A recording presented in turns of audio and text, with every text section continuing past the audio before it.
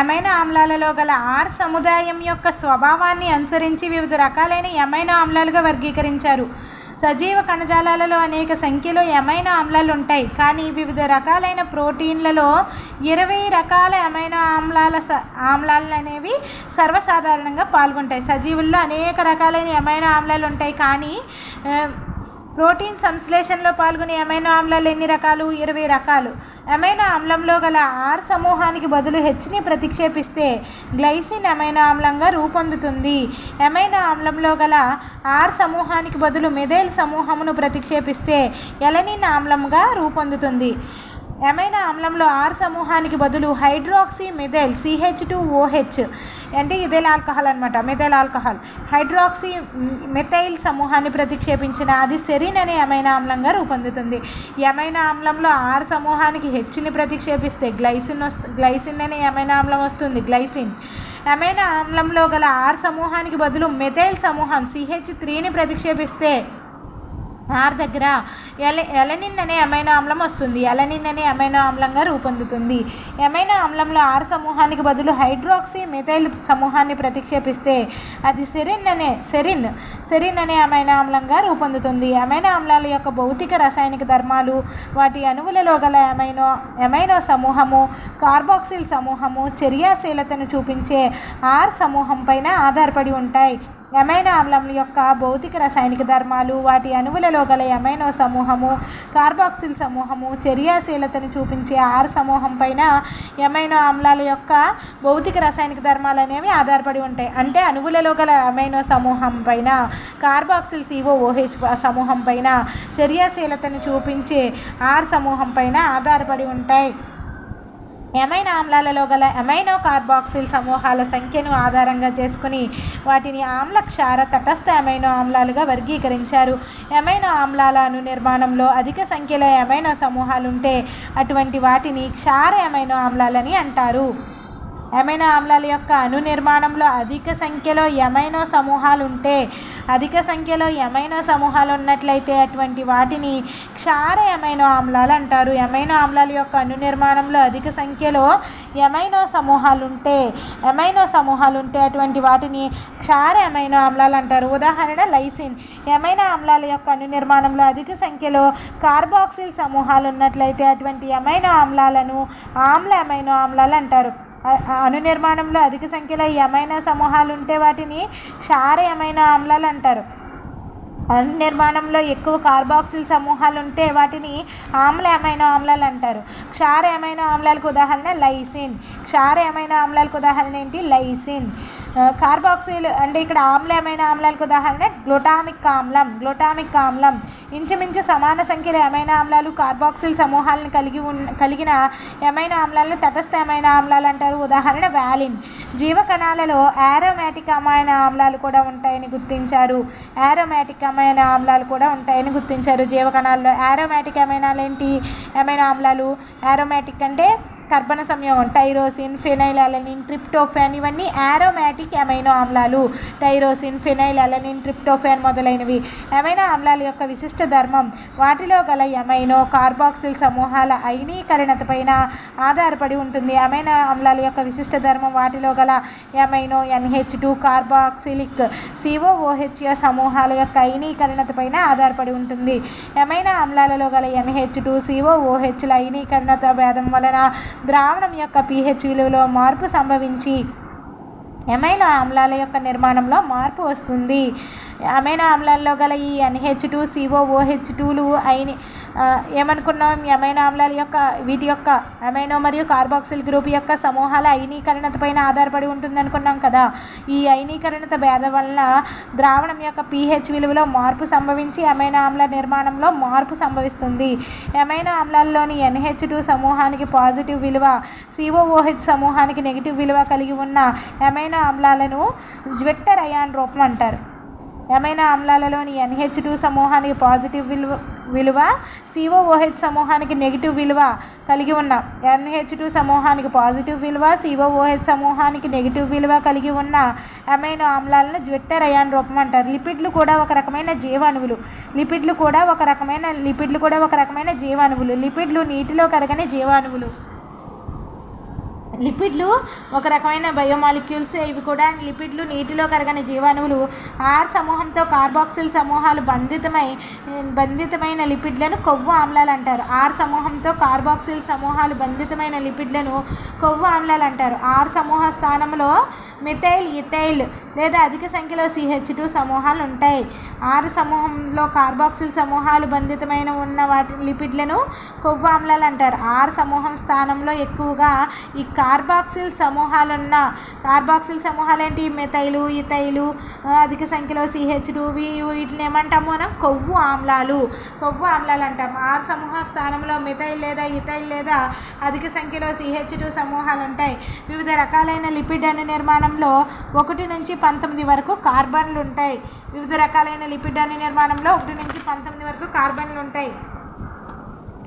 Palmitic carboxyl కార్బన్తో పాటు కార్బాక్సిల్లో కార్బన్తో పాటు 16 కార్బన్లు ఉంటాయి. మనం అనుకున్నాం కదా ఈ లిపిడ్లలో 1 నుంచి 19 వరకు ఉంటాయని.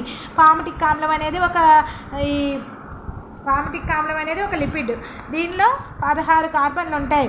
అరాకిడోనిక్ ఆమ్లం కార్బాక్సిల్ కార్బన్తో పాటు 20 కార్బన్లు ఉంటాయి. ఇవి రెండు ఒకసారి.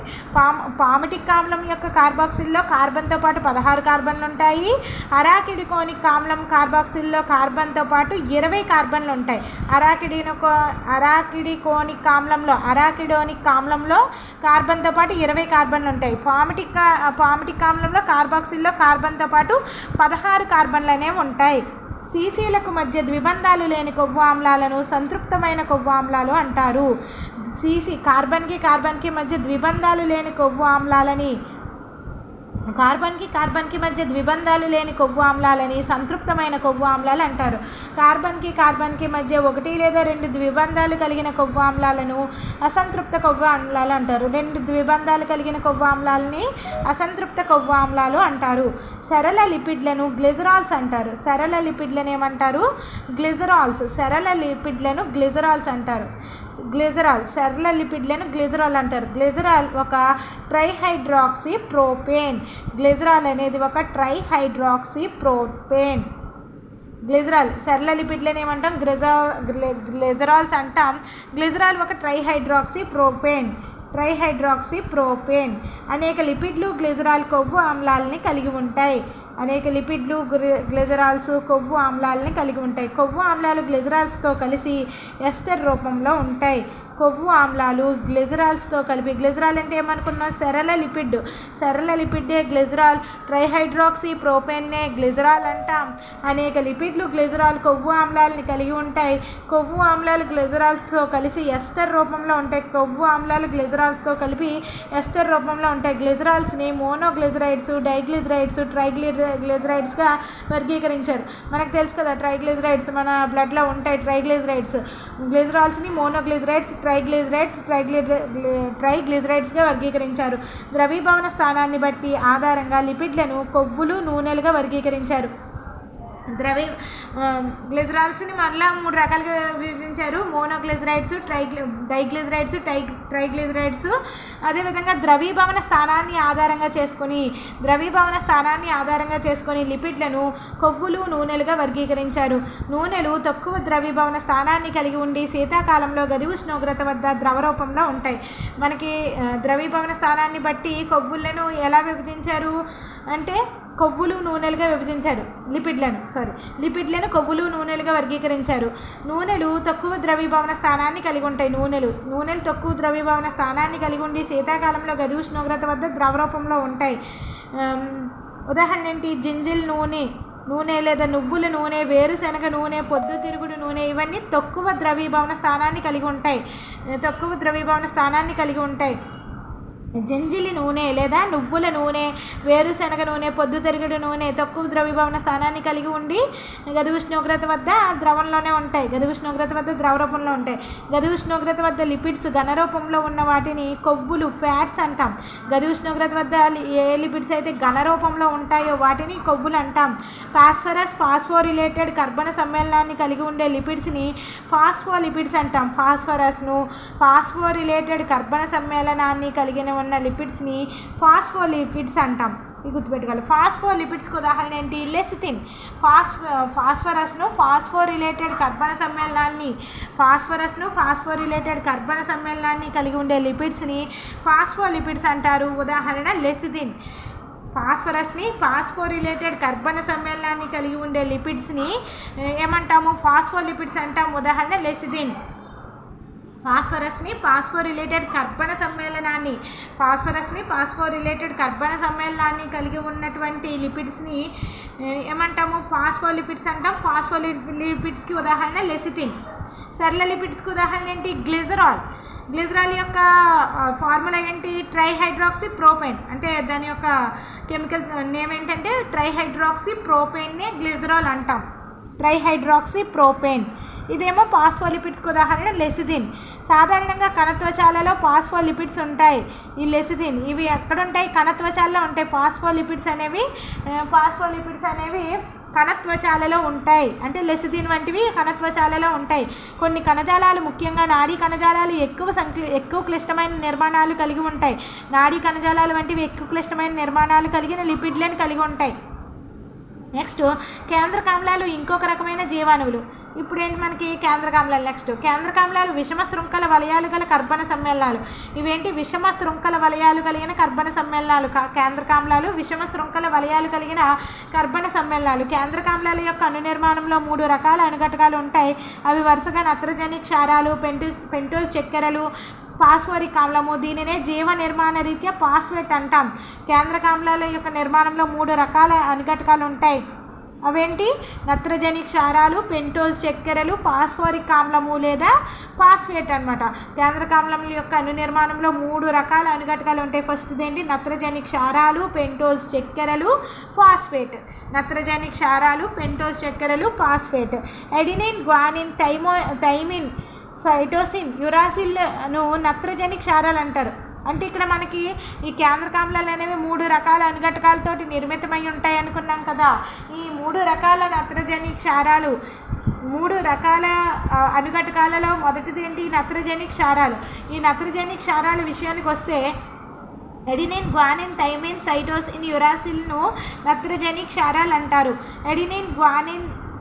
ఎడినిన్ గ్వానిన్లను ఏమంటాము? ప్యూరిన్లు అంటాం. మళ్ళీ అసలు నత్రజని క్షారాలు ఎన్ని రకాలు? 1 2 3 4 5 టైప్స్ ఉన్నాయి నత్రజని క్షారాలు. Adenine, guanine, thymine, cytosine, uracil. ఈ 5ంటిని నత్రజని క్షారాలు అంటారు. ఎడినైన్, గ్వానిన్ ఏమంటాము? ప్యూరిన్లని అంటాం. ఎడినైన్, గ్వానిన్లను ప్యూరిన్లు అంటాం. ప్యూరిన్లు 2 విషమ శృంఖల వలయాలను కలిగి ఉంటాయి. ప్యూరిన్లు 2 విషమ శృంఖల వలయాలను కలిగి ఉంటాయి. ప్యూరిన్లు 2 విషమ శృంఖల వలయాలు ఉంటాయి. ప్రతి ప్యూరిన్ అణు నిర్మాణంలోనూ 2 కార్బన్ నైట్రోజన్ వలయాలను కలిగి ఉంటాయి. 2 విషమ శృంఖల వలయాలను కలిగి ఉంటాయి. 2 కార్బన్ నైట్రోజన్ వలయాలను కలిగి ఉంటాయి. సైటోసిన్, థైమిన్, యురాసిల్ను పిరమిడిన్లు అంటారు. సైటోసిన్ను, థైమిన్ను, యురాసిల్ని ఏమంటాము? పిరమిడిన్లు అంటాం. పిరమిడిన్లు ఏకవలయిత విషమ శృంఖల వలయాన్ని కలిగి ఉంటాయి. ప్రతి పిరమిడిన్ అణు నిర్మాణంలోనూ ఒక కార్బన్ నైట్రోజన్ వలయం ఉంటుంది. ఏ నత్రజని క్షారమైన పెంటోజ్ చక్కెరతో బంధితమైతే దాన్ని న్యూక్లియోసైడ్ అంటాం. ఏ నత్రజని క్షారమైన పెంటోజ్ చక్కెరతో బంధితమైతే దాన్ని న్యూక్లియోసైడ్ అని అంటాం. నత్రజని క్షారము మరియు మనం ఏమనుకున్నాం? 3 రకాల అణుఘటకాలు ఉంటాయి అనుకున్నాం కదా. నత్రజని క్షారాలు, పెంటోజ్ చక్కెరలు, ఫాస్ఫోరిక్ ఆమ్లం. నత్రజని క్షారము మరియు పెంటోజ్ చక్కెరలు కలిసి ఉంటే దాన్ని ఏమంటాము? న్యూక్లియోసైడ్ అని అంటాం. కేంద్రకామ్లాలలో RNA మరియు DNA చక్కెరతో బంధితాన్ని ఆధారంగా చేసుకుని 8 రకాల న్యూక్లియోసైడ్లు ఉంటాయి. ప్రతి DNA RNAలో 4 రకాల న్యూక్లియోసైడ్, 4 రకాల న్యూక్లియోటైడ్లు ఉంటాయి. Deoxy adenosine, deoxy guanosine, deoxy thymidine, deoxy cytidine అనేవి DNA యొక్క న్యూక్లియోసైడ్లు. ఇప్పుడు next ribo adenosine, ribo guanosine, ribo cytidine, ribo uridine అనేవి RNA యొక్క న్యూక్లియోసైడ్లు. ఇక్కడ చూసినట్లయితే deoxy adenosine, deoxy guanosine, deoxy oxythymidine, deoxy deoxythymidine, deoxycytidine అనేవి డిఎన్ఏ యొక్క న్యూక్లియోటైడ్లు అయితే రైబో ఎడినోసిన్, రైబో గ్వానోసిన్, రైబోసైటిడిన్, రైబోయూరిడిన్ అనేవి ఆర్ఎన్ఏ యొక్క న్యూక్లియోసైడ్లు. న్యూక్లియోసైడ్లలో ఎస్టర్ బంధాలతో బంధితమైన ఫాస్ఫేట్లను కలిగి ఉన్న నిర్మాణాలని మళ్ళీ ఈ న్యూక్లియోసైడ్లు అనుకున్నాం కదా. ఈ పెంటోస్ చక్కెర మరియు నత్రజని క్షారం కలిపితే దాన్ని న్యూక్లియోసైడ్ అన్నాం. ఇప్పుడు ఈ న్యూక్లియోసైడ్కి ఎస్టర్ బంధాలతో బంధితమైన ఒక ఫాస్ఫేట్ వచ్చి కలుస్తుంది. అంటే న్యూక్లియోటైడ్ అంటే ఏంటంటే ఎస్టర్ బంధాలతో కూడిన ఈ న్యూక్లియోసైడ్తో కలిసిన దాన్ని ఫాస్ఫేట్ని న్యూక్లియోటైడ్ అంటాం. చక్కెరతో బంధితాన్ని ఆధారంగా చేసుకుని కేంద్రకామ్లాలలో 8 రకాల న్యూక్లియోటైడ్లు కలవు. చక్కెర బంధితాన్ని ఆధారంగా చేసుకుని కేంద్రకామ్లాలలో 8 రకాల న్యూక్లియోటైడ్లు కలవు. డిఎన్ఏలో 4 రకాలు, ఆర్ఎన్ఏలో 4 రకాల న్యూక్లియోటైడ్లు కలవు. డిఎన్ఏలో డియాక్సీ ఎడినిలిక్ ఆమ్లము, డియాక్సీ డైమిడిలిక్ ఆమ్లము, డియాక్సీ గ్వానిలిక్ ఆమ్లము, డియాక్సీ సైటిడిలిక్ ఆమ్లము అనే న్యూక్లియోటైడ్ రకాలు కలవు. ఆర్ఎన్ఏలో రైబో ఎడినిలిక్ ఆమ్లము, రైబో గ్వానిలిక్ ఆమ్లము, రైబోసైటిడిలిక్ ఆమ్లము, రైబోయూరిడిక్ ఆమ్లం అనే న్యూక్లియోటైడ్లు కలవు. నత్రజని క్షారాల ఆధారంగా 5 రకాల న్యూక్లియోటైడ్లు వర్గీకరించారు.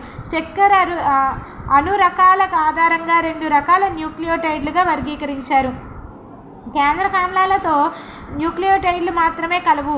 న్యూక్లియోటైడ్లు కేంద్రకామ్లాలు సంశ్లేషణ తయారీ ప్రమాణాలుగా వ్యవహరిస్తాయి. న్యూక్లియోటైడ్లు కేంద్రకామ్లాల యొక్క సంశ్లేషణ తయారీ ప్రమాణాలుగా ఉండేవేంటి న్యూక్లియోటైడ్లు అన్నమాట.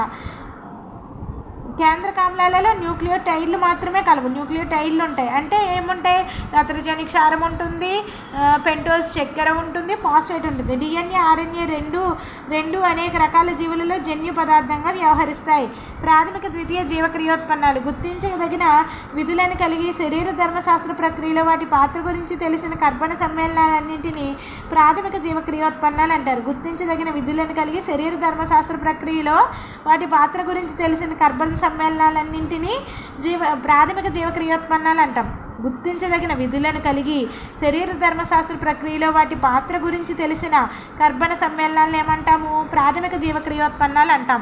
ప్రాథమిక జీవక్రియోత్పన్నాలు మినహా జీవులలో గల మిగిలిన కర్బన సమ్మేళనాలను ద్వితీయ జీవక్రియోత్పన్నాలు అంటాం. వీటి జీవక్రియోత్పన్నాల విధులను గూర్చి పూర్తిగా తెలియదు. వీటిలో కొన్నింటికి ఆవరణ సంబంధ ప్రాముఖ్యత కూడా ఉండొచ్చు. మనకి ప్రాథమిక జీవక్రియోత్పన్నాలు అంటే ఏమనుకున్నాము?